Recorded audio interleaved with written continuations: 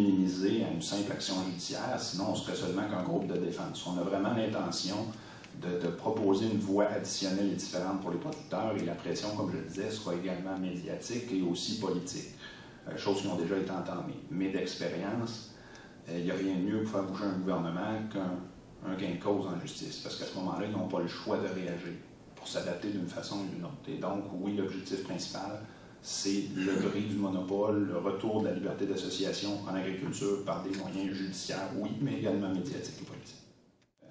Lorsqu'on n'a pas le choix d'adhérer à un syndicat, lorsque ce n'est pas une option et que le syndicat, jusqu'à un certain point, nous impose une idéologie, ce que je me souviens qu'il est le cas dans les circonstances, à ce moment-là, on va parler de la liberté d'association qui inclut la liberté de ne pas s'associer.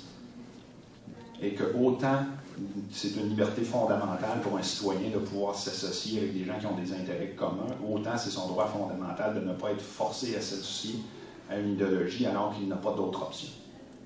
Et je pense que manifestement, c'est le cas en agriculture, parce qu'il n'y a qu'un seul syndicat en vertu de la loi sur les producteurs agricoles qui peut être accrédité pour représenter tous les agriculteurs.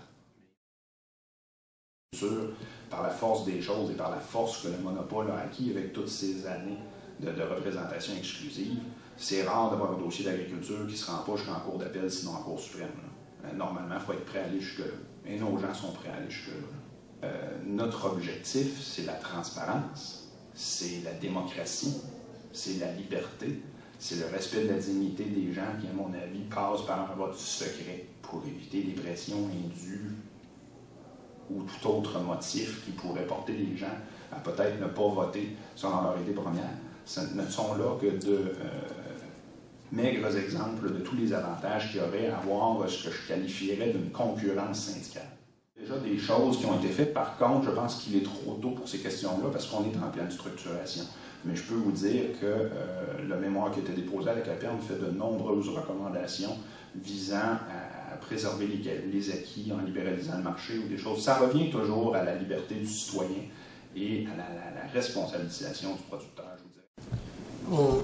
On a rencontré des producteurs de porc. Il y a plusieurs producteurs de porc qui sont en grande difficulté. On a rencontré notamment Simon Marceau, Charles Proulx, même un président régional de l'UPA qui sont en faillite. Est-ce qu'une association comme la vôtre pourrait déjà les aider ou aider d'autres qui sont sur le bord de tomber? Je pense que, évidemment, c'est extrêmement difficile tant qu'on n'a pas un pouvoir légal de représentation de prendre des actes concrets. Mais manifestement, c'est vers là qu'on s'en va. Et comme le disait M. Grenier, notre but, nous autres, c'est de dire on veut sauver les abandonnés du système tant que faire se peut.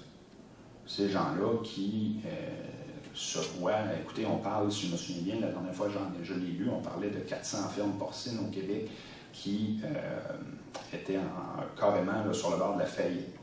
Et je vous dirais que là-dessus, on a rejoint, je ne sais pas si vous avez pris connaissance de l'entrevue qu'a donnée Jean Garon récemment à Loi-Blanche. Chez nous, on se retrouve beaucoup là-dedans, de dire qu'il faut recentrer sur les fermes familiales, il faut faire la différence entre les grandes fermes industrielles intégrées et les fermes familiales qui sont productives. Je ne veux pas dire que c'est des petites fermes, mais je vous dirais que le comparatif, ce serait la PME versus la grande industrie. On ne peut pas traiter les deux sur le même pied. Et je vous dirais que Jean Garon lui-même attribuait la crise dans le porc au fait qu'on ait inclus les fermes intégrées à l'assurance stabilisation.